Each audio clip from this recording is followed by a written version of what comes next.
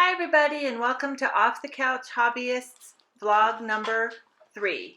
We're going to go over starting seeds today, and that's my tray. This is the potting soil that I use. Make sure it says for seedlings because you'll want the vitamins.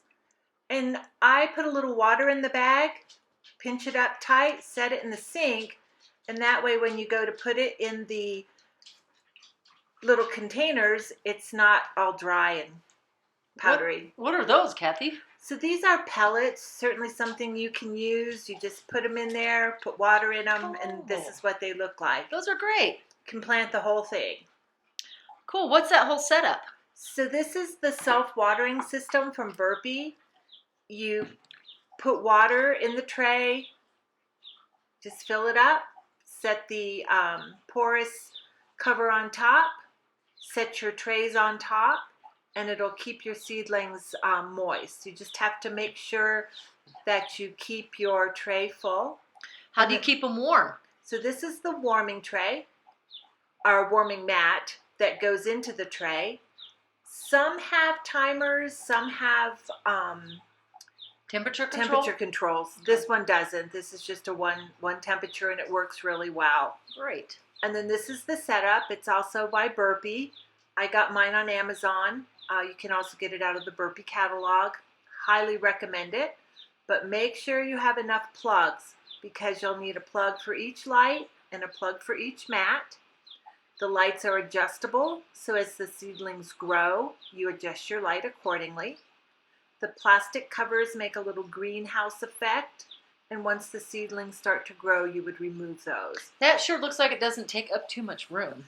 It works really good because it's in my dining room, so it works out great. And it's fairly attractive. And you're growing stuff there now. Right, so these I planted the other day. There's some patty pan squash, some dill. Okay, so this is the dirt that's soaked overnight. But you left those pellets in there, Kathy. Oh, no. Here, let's get those out of there real quick. Okay. No harm done. No there we harm go. So fill up your tray with the dirt that's just kind of moist. You don't need it to be real wet. And I'll just dump a little dirt in each of the little compartments. And these are the tags that I use to mark what's in each container because I will forget before the end of this time to plant them. Surprise seedlings. Exactly, which I have some of those right now. And I just use a permanent marker, which I can wipe off with an alcohol swab and use them again next year. So here we've got them all lined up. And I usually just make one marker for each thing that I plant. And then I just start the row, and then each row has the you got marker. lots of different seeds. I have a lot of seeds. Different brands. When I see things I like, I pick them up. You'll see expiration dates on the back. Don't worry about that. They don't expire. People collect seeds, save seeds. Just make sure you keep them in a cool, dry place. Oh, okay. So it looks like now you're planting some squash. So this is some butternut winter squash. We'll go ahead and get those planted. You can use those for lots of different things. They make good soup. They're good roasted. They certainly keep well after you harvest them. Just again, keep them in a cool place. So they're all tucked in there. Cover them with a small amount of dirt. You don't want them to go too deep. Okay. Do they grow well here? Squash do really well here. That is one of the things that I have pretty good luck with. Okay. So now we're gonna. What happens with what you do with the old? You haven't used up all the seeds. Right. So now we're gonna fold over the top a couple of times, pin it shut, because you're not going to plant all that squash for 1 year. What happens if you don't? Well, if you don't, you end up with a bag of seeds, and you don't know what they are. Mystery seeds. Oh, cabbage. Cabbage, one of my favorite things to plant, and it grows really well here in Colorado. So it's a cooler weather plant, and it just does great. They're small, so I'll put few in each one. They are tiny. They are, and so I'll end up pulling out some and just letting the others But they grow get so big. They do get big. From the tiniest little seeds. And I've put a few of my favorite cabbage recipes on the website. Oh, thank you. So be sure to check those out.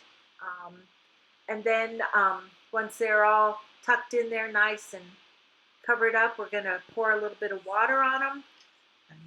All right. Again, make sure you Oh, mark yeah. them. Probably when they get big enough, you can tell them apart. Some of the squash and pumpkins, summer squash, they all kind of look alike. Okay. So sometimes that's been a surprise. All right. Oh. I like to plant pumpkins. Okay. I plant pumpkins to eat. Okay. So I do the pie pumpkins. They're a little bit smaller than your jack-o'-lanterns. I also do the heritage pumpkins, like the jardinières. There's blue ones. There's the fairy tales. But can you plant them? They don't mix. They don't populate or pollinate each other. They will if you have them real close together. It won't affect your first year, but if you save seeds, it definitely will. So they'll cross for the next seasons. And the difference between jack-o'-lanterns and the pie pumpkins? It's the thick walls. Thick walls, okay. Much better for cooking with. Okay. Looks like you're planting some of the bigger pumpkin, that fairy tale pumpkins. The heritage pumpkins. Heritage, They're also called jardinelle. They're a form of a winter squash. Okay. They're really good for cooking. Come fall, I'll put some of the recipes on the website for some of the pumpkin recipes, and also how to make the pumpkin puree to keep in your freezer to use all winter long. And I give them to Bert, the puree. The dogs really like the pumpkin. Okay, so there's your tray. So now what you do? Fill it up with water. Okay. Going to water the seedlings, get them ready to go. Up, dog. And then we'll, another dog. So here we're going to water them all up. Just a little bit because... Floaters. Yeah, they kind of want to float to the top. That soil is so soft. There we go. And then we'll cover them up, make the greenhouse. And then I'll set them in my tray with the warmer. And I'll keep an eye on it to make sure that they don't dry out. You want to keep your seedlings moist. So here they go. We'll take them around the corner here and just set them in that tray. There they go. And they'll be nice and warm and they'll start to grow and we'll keep an eye on them. Oh, what are you doing now? Oh, got to wipe down the counter. Got all that dirt and everything. I mean, that's not your tool shed? No, that is not my tool shed. That is my kitchen counter. Thanks for watching. Bye-bye.